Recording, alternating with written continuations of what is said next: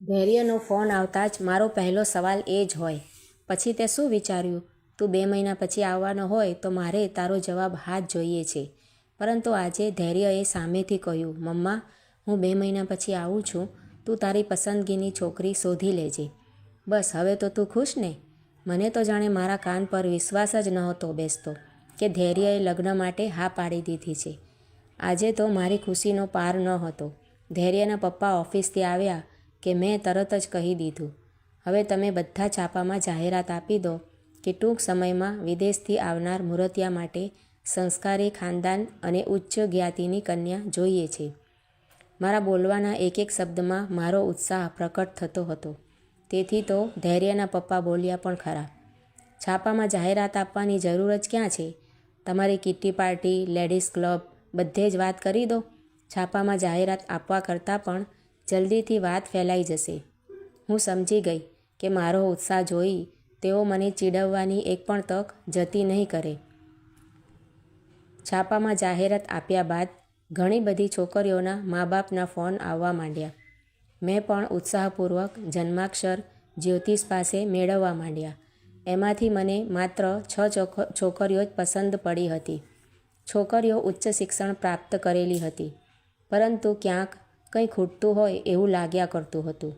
Doctor છોકરીઓ 2 હતી, પણ એમને પસંદ કરતાં મારું માતૃ હૃદય કહેતું, એને ગમે ત્યારે તાત્કાલિક દવાખાને દોડવું પડે. ડૉક્ટર માનવતાની રીતે દર્દી સાથે માનસિક સ્તરે જોડાયેલો જ હોય. મારો દીકરો 5-5 વર્ષથી વિદેશમાં એકલો રહે છે. સાંજે થાકી હારીને ઘેર આવે ત્યારે મધુર હાસ્ય સહિત કોઈ એની રાહ જોઈ રહ્યું હોય, એના માટે ગરમા ગરમ રોટલી ઉતારે એવી પત્ની ડૉક્ટર પત્ની ના બની શકે. જો કે ધૈર્યના પપ્પા મને ઘણું સમજાવતા કે ડૉક્ટરનું સમાજમાં એક મોભા ભરેલું સ્થાન હોય છે. સમાજ એને માનની નજરથી જુએ છે, અને ગરમ રોટલી તો રસોઈવાળી બાઈ પણ ઉતારીને જમાડે એમાં શું? પણ મારા વિચારો અને એમના વિચારોનો મેળ પડતો નહોતો. બીજું એક કુટુંબ ખૂબ જ સંસ્કારી અને ખાનદાન હતું.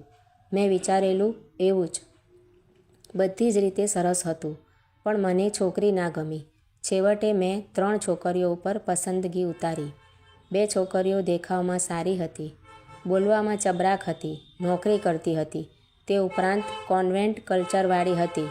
ધૈર્યને વિદેશમાં આવી જ છોકરી જોઈએ. તેથી એ બંને જણાને કહી રાખેલું કે આવતા મહિને ધૈર્ય આવશે એટલે આપણે જોવાનું રાખીશું. પરંતુ એમાંથી ત્રીજી છોકરી કોમલે તો મારું દિલ જીતી લીધેલું. મારું મન કહેતું, ઈશ્વરે મને માત્ર એક દીકરો જ આપ્યો છે, દીકરી નથી આપી. પણ જો મારી દીકરી હોત તો બિલકુલ કોમલ જેવી જ હોત. કોમલ આર્કિટેક્ટ થયેલી હતી, ખૂબ સારી કલાકાર પણ હતી. ઘેર બેઠા ઘણું બધું બનાવીને ઘણું કમાઈ લેતી હતી. એવી વાત એના ઘરના કરતા હતા. જો કે મને એની કમાણીમાં ખાસ રસ હતો જ નહીં, પરંતુ એના પ્રત્યે ખેંચાણનું એક ખાસ કારણ હતું. એ જ્યારે મારે ઘેર એના મમ્મી પપ્પા સાથે આવી ત્યારે મારી સાડીના છેડાથી ભગવાનના મંદિરની રંગોળીનો લીસોટો પડી ગયો. કોમલે તરત જ ઉઠીને એ રંગોળી સાફ કરી બીજી રંગોળી કરી. હું તો માત્ર તૈયાર બીબાથી કરતી, પણ એણે હાથથી અને બીબા કરતાં પણ ઝડપથી અને બીબા કરતાં પણ સારી રંગોળી પૂરી. હું જોતી જ રહી ગઈ. શું સુંદર રંગોળી હતી! મેં મનથી કોમલને પસંદ કરી લીધી હતી. એની પાછળ મારી ગણતરી હતી કે છોકરી ઘેર બેસીને પણ આર્ટનું થોડું ઘણું કામ કરશે તો દીકરો ઘેર આવશે ત્યારે એની પત્ની એની રાહ જોતી બેઠી હોય. અને કદાચ કોમલ કંઈ પણ ના કરે તો પણ પૈસાનો તો સવાલ જ ન હતો. આટલા બધા દિવસની દોડધામ, છોકરીઓના જન્માક્ષર મેળવવા જવાનું, છોકરીઓ જોવા જવાનું, અને છોકરીવાળા આવે તો એમની આગતા સ્વાગતા કરવાની. એમાં એક દિવસ થાકને કારણે ચક્કર આવવાથી હું પડી ગઈ. એ દરમિયાન કોમલ મારે ત્યાં જ બેઠી હતી. એણે તો આદર્શ ગૃહિણીની જેમ ઘરનો વહીવટ સંભાળી લીધો. અમારા બંને માટે સાંજની રસોઈ કરીને જ ગઈ. મને તો કોમલ ગમી જ ગઈ હતી. ધૈર્યના પપ્પાને પણ ગમી ગઈ હતી. પરંતુ છોકરાએ પણ જે છોકરીને જોયો નથી એના ઘરમાં આ રીતે રસોઈ કરે એ મને આશ્ચર્ય થયું. જો કે અંદરખાને મને ઘણો આનંદ પણ થયો. મારા મોંમાંથી શબ્દ સરી પડ્યા, હે ભગવાન, કોમલને જ આ ઘરની વહુ બનાવજો. ત્યારબાદ અઠવાડિયા સુધી મારી તબિયત ખરાબ રહી. કોમલ આવતી જતી હતી. મને ખૂબ જ ગમતું હતું. ધૈર્યને મેં કોમલ વિશે વાત કરેલી જ હતી. મેં તો મારી પસંદગીની મહોર કોમલ પર મારી જ દીધી હતી. પણ મને ડર હતો કે ધૈર્ય આવીને ના પાડશે તો, એટલે હું ઘણીવાર કોમલનો હાથ પકડીને કહેતી, બસ બેટા, તું તકલીફ ના લઈશ, હું તારું ઋણ ક્યારે ચૂકવીશ. એક સ્ત્રી બીજી સ્ત્રીના મનની વાત સહજપણે જાણી શકે છે. એના માટે શબ્દોની જરૂર નથી પડતી, માત્ર હૃદયનો ભાવ જ પૂરતો હોય છે. કોમલ પણ જાણે કે મારા મનની વાત સમજી ગઈ હોય એમ બોલી, તમારો દીકરો મને ના પાડશે તો શું, એવો વિચાર મનમાંથી કાઢી નાખો. લગ્ન તો ઈશ્વરને ત્યાંથી નક્કી થઈને આવે છે, પણ સંસ્કાર માણસના પોતાના હોય છે. કદાચ આ સંબંધ ના પણ બંધાય તો શું થઈ ગયું? આપણી વચ્ચે એક સંબંધ હંમેશ માટે રહેશે જે કોઈ છીનવી નહીં શકે, અને એ સંબંધ એ જ પ્રેમ છે. મારી આંખમાંથી આંસુ નીકળી પડ્યા. આ સંસ્કારી લાગણીથી છલોછલ ભરેલી કોડીલી કન્યા મારી પુત્રવધુ નહીં બને તો દુનિયામાં મારા જેવું અભાગ્ય કોણ હશે? કોમલના મમ્મી પપ્પા પણ બોલ્યા, બેન, સંબંધ બંધાય કે ન બંધાય એ બહુ મોટી વાત નથી, પણ બે સંસ્કારી કુટુંબ મળે છે એ મોટી વાત છે. તમે વડીલ છો, મારી દીકરી તમારી સેવા કરે એ કંઈ ઋણ ન કહેવાય. જેમ જેમ ધૈર્યના આવવાનો દિવસ નજીક આવતો ગયો તેમ તેમ મારું મન ફફડાટ અનુભવતું હતું. ધૈર્યના પપ્પા પણ બોલી ઉઠ્યા, ધૈર્ય આવીને કોમલને પસંદ કરે તો સારું. કોમલ આપણી સાથે એટલી હળીમળી ગઈ છે જાણે કે એની સાથે આપણે જન્મોજન્મનો સંબંધ હોય. કોમલ ઘરમાં આવશે તો દીકરી નહીં હોવાનું દુઃખ આપણા મનમાંથી નીકળી જશે. પહેલીવાર મેં મારા પતિના મુખ પર દીકરી નહીં હોવાનું દુઃખ જોયું. કહેવાય છે કે દીકરી એટલે વહાલનો દરિયો. બસ આ શબ્દ કોમલને લાગુ પડતા હતા. પછી તો મારી તબિયત ધીરે ધીરે સુધરતી ગઈ. પણ હવે હું પણ કંઈ પણ વાનગી બનાવી હોય તો કોમલને ફોન કરીને બોલાવતી. ધૈર્યના પપ્પા પણ કહેતા, આજે પાણીપુરી બનાવવાની હોય તો કોમલને ફોન કરજે, આપણે જોડે જમીશું. મારું મન ક્યારેક કહેતું કે આ વધારે પડતું થઈ રહ્યું છે. આ તો એક કોડેલી કન્યા છે અને મેં વધુ પડતા સ્વપ્ન બતાવ્યા છે. જો ધૈર્ય આવીને ના કહી દેશે તો? પણ બીજી પડે વિચાર આવતો, ધૈર્યએ તો કહેલું જ છે કે મમ્મી, તું તારી પસંદગીની છોકરી લાવજે, બસ. પરંતુ બોલવું અને કરવું એમાં ઘણો ફરક હોય છે. ધૈર્યએ આવીને કોમલ સાથે વાતચીત કરી. કોમલને ધૈર્ય પસંદ પડી ગયો હતો. ધૈર્યને પૂછ્યું તો બોલ્યો, મમ્મી, તે બીજી પણ 2 છોકરીઓ જોઈ રાખી છે, એ પણ જોવા દે. એકદમ નિર્ણય લેવાની શું જરૂર છે? ત્યારબાદ શ્વેતા અને શ્રુતિની મુલાકાત ગોઠવી અને ધૈર્ય બોલી ઉઠ્યો, મમ્મા, મને તો શ્રુતિ જ પસંદ છે, કોમલ નહીં. મારી આંખોમાં આંસુ આવી ગયા. ધૈર્યના પપ્પા વ્યક્તપણે આંસુ ન સારી શક્યા, પણ એમની તરફ જોનાર કોઈ પણ વ્યક્તિ કહી શકે કે માત્ર આંસુ સારવાના જ બાકી છે. અમે બંને જણા થોડા સ્વસ્થ થતાં બોલ્યા, ધૈર્ય, તે શ્રુતિમાં એવા કયા ગુણ જોયા કે કોમલમાં નથી? મમ્મી, તને અને પપ્પાને કોમલ સાથે ફાવી ગયું એટલે મને પણ ફાવે એ જરૂરી નથી.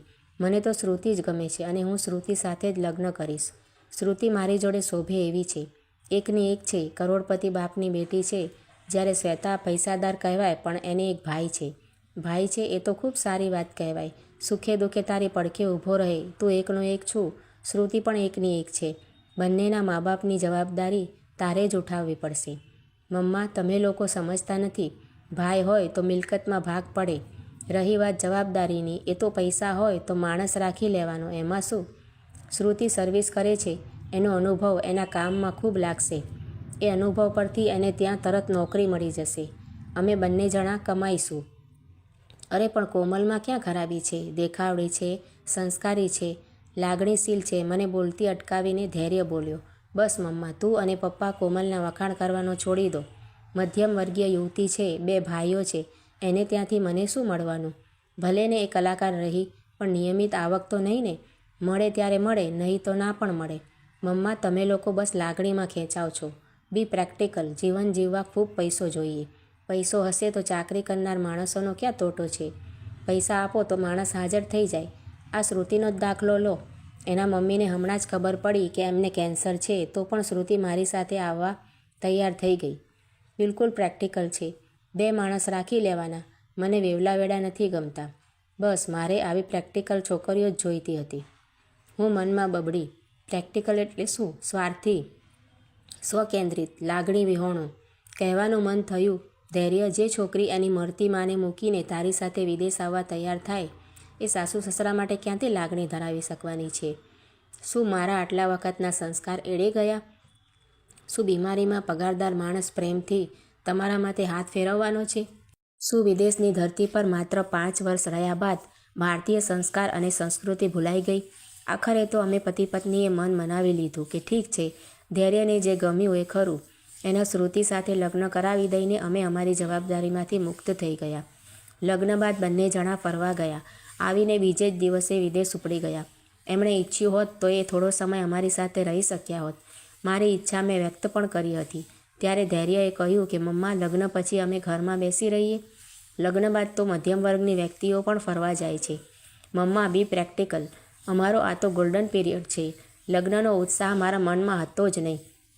હું અંદર જીવ બાળ્યા જ કરતી હતી. મારી તબિયત પણ દિવસે દિવસે બગડતી જતી હતી. એકવાર શાક લેવા જતી હતી, ત્યાં જ મારી નજર કોમલ પર પડી. કોમલને જોતાં જ મારું હૈયું હર્ષથી નાચી ઉઠ્યું. કોમલની નજર પણ મારા પર પડી. મને તો હતું હવે કોમલ મારી સાથે વાત નહીં કરે, પણ કોમલે સ્કૂટર ઊભું રાખ્યું, મને જય શ્રી કૃષ્ણ કહ્યા. અત્યાર સુધી મનમાં ભરાઈ રહેલો ડૂમો કોમલને જોતાં જ બહાર નીકળી ગયો. કોમલને બાજીને હું છૂટા મોંએ રડી પડી. કોમલ મને આશ્વાસન આપતી રહી. મને સ્કૂટર પર ઘેર મૂકી ગઈ. ત્યારે ધૈર્યના પપ્પા ઘરે જ હતા. કોમલને જોતાં જ બોલી ઉઠ્યા, અમારી દીકરી જોઈતી હતી, એ ઈશ્વરે અમને આપી. વહુ બની હોત તો તું અમારાથી હજારો માઇલ દૂર જતી રહેત. કહેતા એમની આંખમાં પણ આંસુ આવી ગયા. ત્યારબાદ કોમલ હસતી રમતી અમારે ઘેર આવતી જતી રહેતી હતી. એના આવવાથી મારી તબિયતમાં પણ સુધારો થવા માંડેલો.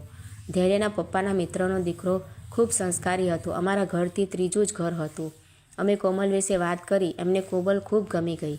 કોમલ અમારી નજર સામે અમારી દીકરી બનીને રહી. એનો અમને ખૂબ જ આનંદ હતો. ધૈર્ય અને શ્રુતિના ફોન ધીરે ધીરે ઓછા આવતા હતા. એક દિવસ ધૈર્યના પપ્પાએ વકીલને બોલાવીને વિલ કરાવ્યું, જેમાં સ્પષ્ટ લખ્યું કે મારી મિલકતમાંથી ધૈર્યને કશું જ ના મળે. મિલકત મારી પોતાની છે, બાપ દાદાની નથી. થોડો ભાગ કોમલ માટે રાખીને બધું જ દાન કરવાનું લખી નાખ્યું, જેમાં મારી પૂરેપૂરી સંમતિ હતી. પણ મેં કહ્યું, એમાં એક વાક્ય લખવાનું રહી જાય છે, બી પ્રેક્ટિકલ દીકરા. મિત્રો, આ વાર્તા તમને કેવી લાગી તે કમેન્ટ કરીને જરૂર જણાવજો. અને જો સારી લાગી છે તો વિડીયોને લાઇક શેર કરીને આવી જ બીજી વાર્તાઓ જોવા માટે મારી ચેનલને સબસ્ક્રાઈબ જરૂરથી કરજો. વિડીયો જોવા માટે તમારા બધાનો આભાર માનું છું. Thank you.